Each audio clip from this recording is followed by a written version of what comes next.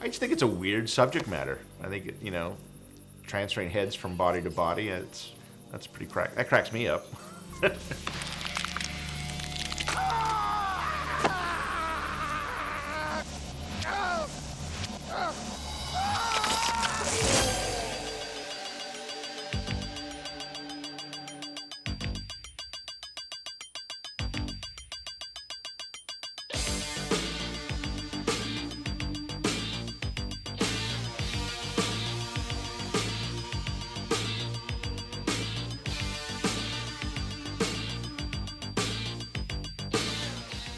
Well, growing up in California in the 80s, I was pretty lucky to be near all the famous shops, the Rick Baker and Stan Winston and Greg Canham and Kevin Yeager, all those guys who were doing great 80s makeup effects stuff.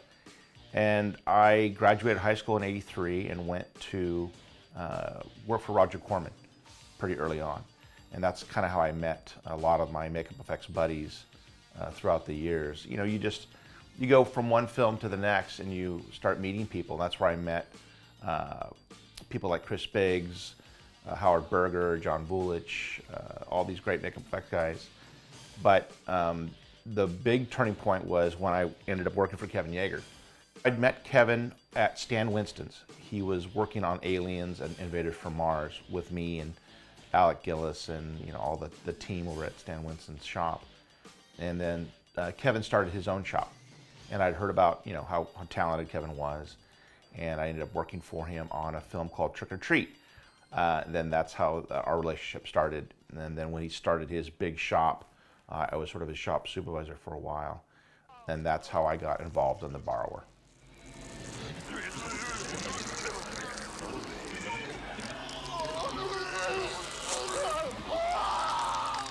The bar was pretty low budget, I remember that. So he turned it over to me and Howard Berger, who supervised most of the stuff on set. It was a fun show. It's where I met Tommy Tolles. We spent a lot of hours in the makeup chair together. He was always in makeup appliances, casting his head.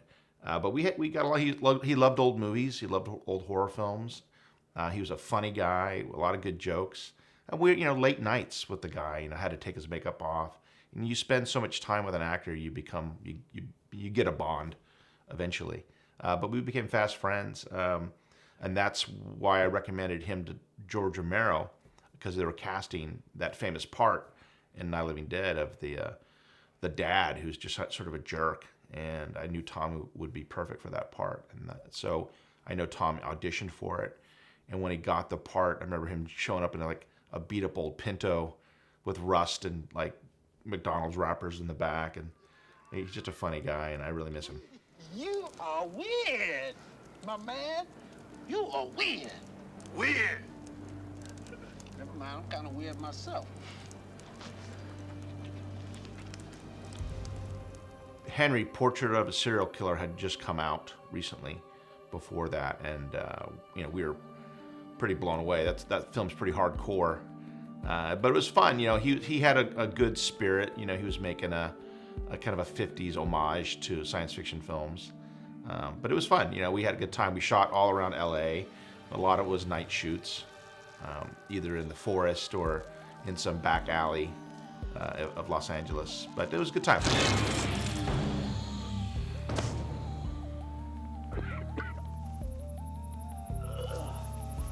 I know it was the idea behind the alien for the bar was very insect-like. That was sort of the theme. I think we sculpted the head and hands, but we foam constructed the body.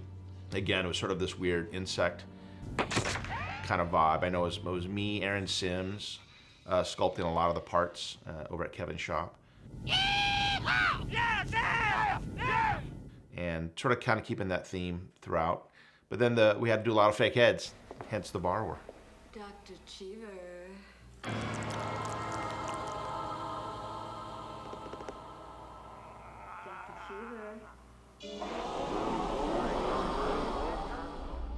Building fake heads back then were traditionally done out of latex, and they just always look really fake. I know Kevin really wanted to try to make some realistic fake heads, so I think we went either to gelatin or hot melt vinyl to give the skin some translucency.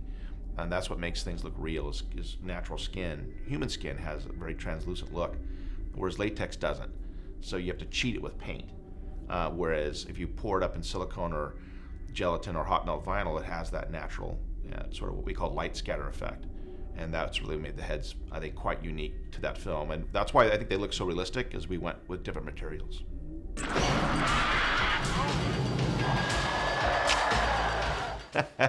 Again, we had to build a dog head. I remember that specifically. Oh my God, that was so cheesy. Yeah, we sculpted a dog, and we put fur on it, and the whole thing. It was pretty funny. Now that I remember, now I'm really gonna laugh. But yeah, it was not my proudest moment, but yeah, we definitely built a fake dog head.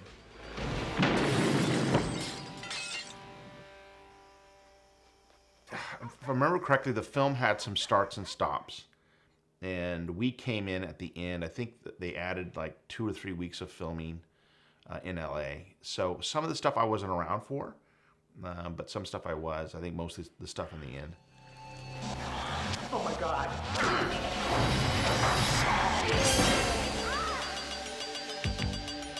I'm trying to remember if I did see the final film. I don't remember going to a screening. I think I saw it on VHS down the road. I thought it was pretty fun. It's definitely a cheesy horror film, which I like. I grew up on them. The whole idea that swapping the heads was pretty funny. But yeah, it's okay. It's not my favorite, but it's pretty fun.